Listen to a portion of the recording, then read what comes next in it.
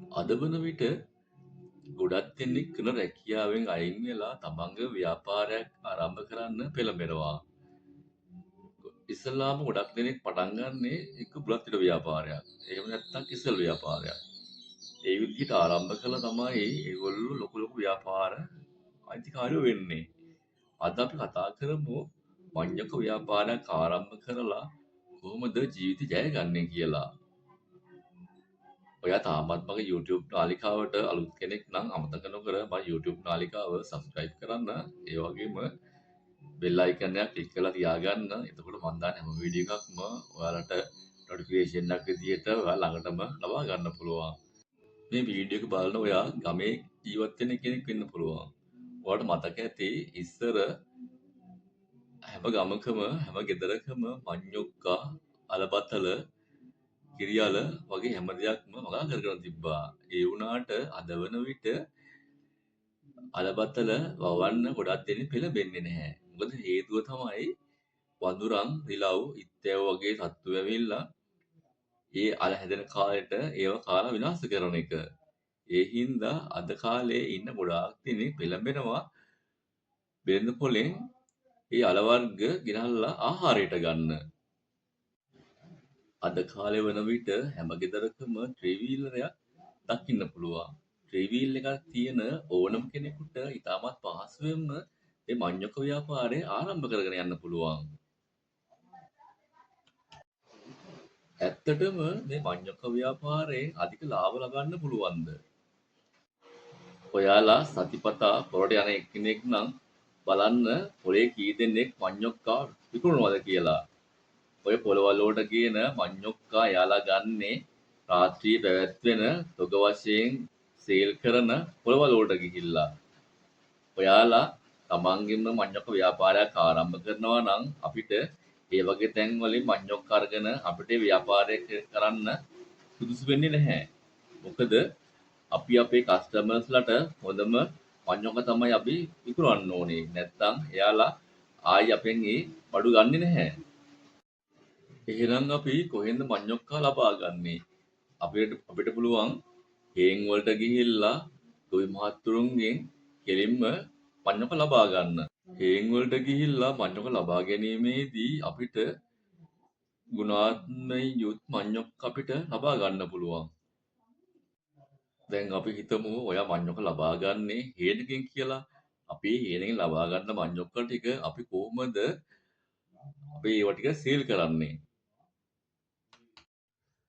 ඔයාට පුළුවන් පාරක් හයිනේ පොඩි කඩයක් හදාගෙන ඒකේ වෙළඳාම් කරන්න. ඒ වුණාට වෙළඳාම් කිරීමේදී අපිට ලොකු ගැනුම්කරු ප්‍රමාණයක් එකතු වෙන්නේ නැහැ.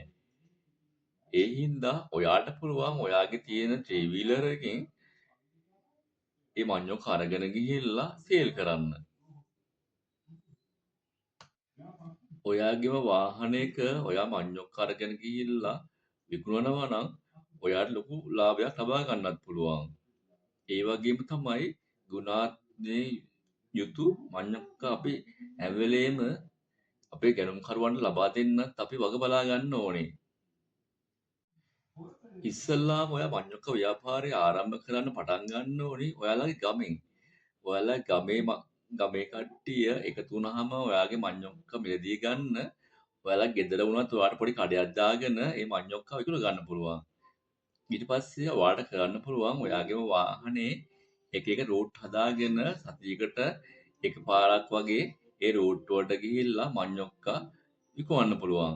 එහෙම සතියක් දෙකක් ගියාට පස්සේ ගොඩක් දෙනෙක් ඔයාගේ මඤ්ඤොක්ක ගන්න පෙළඹෙනවා. එතකොට මාසෙකට අපිට ලොකු ප්‍රමාණයක් මඤ්ඤොක්කා විකුණ ගන්න පුළුවන්. වෙළඳපොළට යන එක්කෙනෙක් නම් ඔයා දැනටමත් දන්නවා ඇති අද වන විට මඤ්ඤොක් කිලෝ එකක් අලෙවි වෙන්නේ 150ක් වගේ මුදලකට. අපි කොටුවකට ගිහිල්ලා මඤ්ඤොක්ක අපිට මිලදී ගන්න පුළුවන් රුපියල් 75කට 80කට වගේ. අපි ඒ ගෙනල්ලා 150ට වික්කොත් එහෙම අපිට කොයියක් ලාභ තියෙනවද කියලා චුට්ටක් හදලා බලන්නකෝ. ඔයා මොන ව්‍යාපාරය ආරම්භ කරත් වැඩි ලාභයක් ලබා ගන්න ඒ ව්‍යාපාරය ආරම්භ කරන්න එපා. අපි කරන මොන ව්‍යාපාරය වුණත් අපේ ව්‍යාපාරය හදාපවතින්නේ අපට ඉන්න ගැනුම්කරුවන් මතයි. අපේ ව්‍යාපාරය අපි සාර්ථකව ඒ වගේම තමයි හොඳ ගුණාත්මක යුතු දේවල් අපි අපේ ගැනුම්කරුවන්ට ලබා දුන්නොත් තමයි අපේ ව්‍යාපාරය සාර්ථකව අපිට ඉදිරියට කරගෙන යන්න පුළුවන් වෙන්නේ. අපි වාහනයක ගිහිල්ලා අපේ මඤ්ඤොක ව්‍යාපාරය කරගෙන යනවා නම් අපිට හම්බ වෙන හැම මිනිස්සු එක්කම අපි හොඳින් කතා බහ කරලා ඒ සුවදශීලීත්වය අපි පවත්වාගෙන යන්න ඕනි. එතකොට තමයි මේ මිනිස්සයා ඊගාව සතියේත් අපෙන් මඤ්ඤොක්කා මිලදී ගන්නේ. ඒ වගේ සුවදශීලීත්වයක් තියාගන්න පුළුවන් නම් ඔයාට ඔයාගේ ව්‍යාපාරය දිගට සාර්ථකව කරගෙන යන්න පුළුවන්. මඤ්ඤොක ව්‍යාපාරයක් ආරම්භ කරන්න හිතන් ඉන්න ඔයාලට මේ වීඩියෝ එක ඉතාමත් ප්‍රයෝජනවත් වෙන්න ඇති කියලා මං හිතනවා. අමතක කරන්න එපා ඔයා මොන ව්‍යාපාරය කරත් ඔයා ගනුදෙනු කරන්නේ මිනිස්සුත් එක්ක කියන එක. ඒ මිනිස්සුත් එක්ක තියෙන ස්වදේශීත්වය දිගටම පවත්වාගෙන යන්න. එතකොටයි ඔයාගේ ව්‍යාපාරය දිගටම කරගෙන යන්න පුළුවන් වෙන්නේ. මිනිස්සු හිටියොත් තමයි අපිට ව්‍යාපාර කරන්න පුළුවන් වෙන්නේ. මිනිස්සු නැති වුණාම ඕනම කෙනෙක්ගේ ව්‍යාපාරයක් බිඳ වැටෙනවා. අලුතින් ව්‍යාපාර ආරම්භ කරන අය ඒගොල්ලෝ ව්‍යාපාර ආරම්භ කරන්නේ ලොකු ලාභ ලබා ගන්න තියෙන අදහසින්. එහෙම කරන ගොඩක් දෙනෙක්ගේ ව්‍යාපාර ඉතාමත් කෙටි කාලයකින් ඒවා බිඳ වැටෙනවා. ඔයා ව්‍යාපාරයක් ආරම්භ කරනවා නම් ඔයා ලාභේ විතරක්ම හිතන්නේ නැතුව ඔයාගේ ව්‍යාපාරය කරගෙන යන්න. එහෙම වුණොත් තමයි ඔයාගේ ව්‍යාපාරය දිගටම කරගෙන ගිහිල්ලා ඔයාගේ ජීවිතේ ජය ගන්න පුළුවන් වෙන්නේ. අද මේ වීඩියෝ එකකින් මම කියා දුන්නේ මඤ්ඤොක ව්‍යාපාරයක් ආරම්භ කරලා ඕගොල්ලෝ කොහොමද ජීවිතේ ජය ගන්න කියන එකයි.